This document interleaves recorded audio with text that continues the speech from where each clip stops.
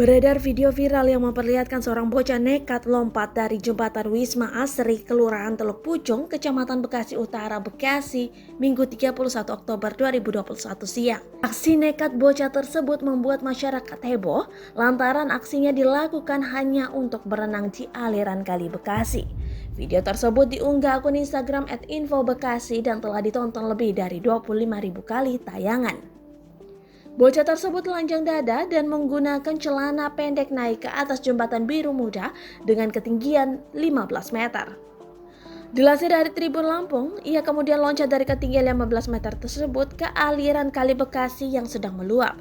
Tampak teman-temannya bertepuk tangan sambil tertawa melihat temannya tersebut berhasil menyebur tanpa terluka.